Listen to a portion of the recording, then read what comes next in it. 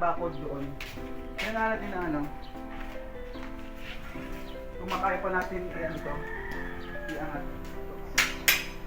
Ay, Lord, when I think of all the music of my life, your songs of joy, your love songs in the night, I'm filled with wonder and with praise at the beauty of your grace. I thank you, Lord, I thank you, Lord. And when I gather in this house, your sacred place, and when I sing the hymns and anthems of my faith, I'm filled with hope and gratitude as I lift my heart. okay po, ayan po mga kapatid. Naayos na po natin yung bakod dito. Dati po siya nandoon sa ilalim. So, nakit na po natin para maibakod po dito. So, yung dito para sa venue ng ating year-end. Ayan po, no? So, kung titignan nyo po, ayan. So, napakalapad na po siya. Kailangan na po natin ng tent dyan. Ayan, napakalapad na po. Kasi yung bakod po inayos na po natin, tinanggal na po natin lahat ng mga puno doon na kaharang. Yung ano po, yung malunggay na nakatanim po doon ay ginawa po natin tinanim po natin dito. Ayan, tinanim na po natin dito para dito sa may bakod. Hinirela po natin yan. Buhay po yan pa mga kapatid. Ayan, no? Tingnan nyo po yung malunggay. So, diniligan lang po namin ni Brother Nayna. Tinanim po namin dyan. Ito po yung kalamansi mga kapatid. Tinanggal na po natin doon sa may doon siya nakatanim. Dito na po natin siya nilagay. Kalamansi mga kapatid. Ayan. So, dito po yan. Ayan. So, naglagay na po tayo ng base dyan. Hindi tayo pwede mamako sa pader ng bahay. So, hindi naman namin ay tinukod lang po namin. Tapos dito po kami nagpako sa puno na yan.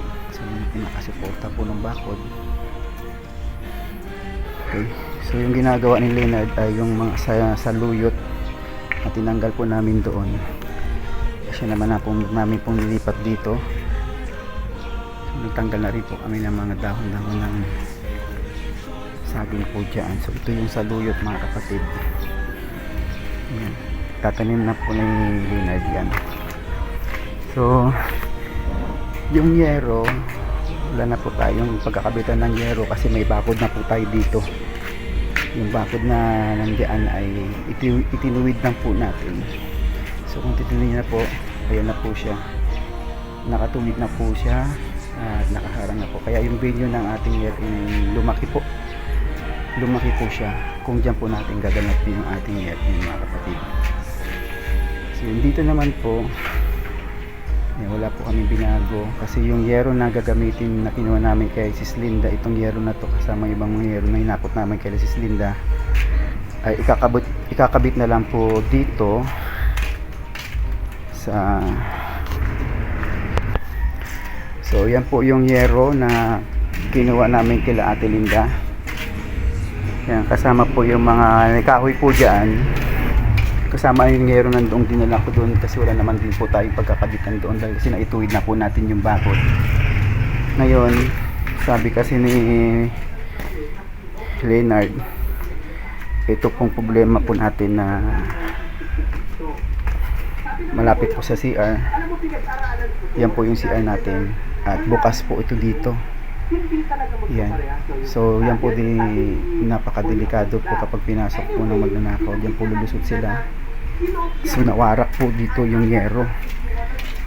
Ayan po. So ang kulang lang po dito natin mga kapatid ay kahoy mga kapatid para i-brace po dito.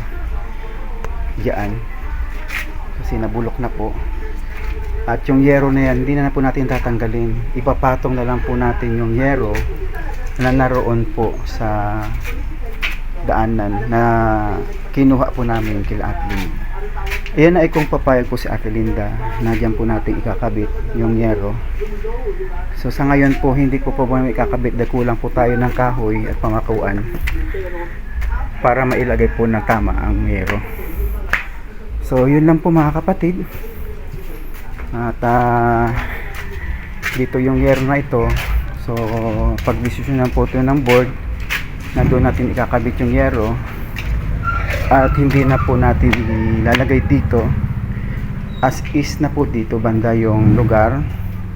Lagyan na lang po ng halamang harang dyan at yung nandoon mga kapatid. Ito po yung venue. Yan po, napakalaki na po ng venue natin. So kahit 3 tent po kasya mga kapatid dito. So maraming salamat mga kapatid.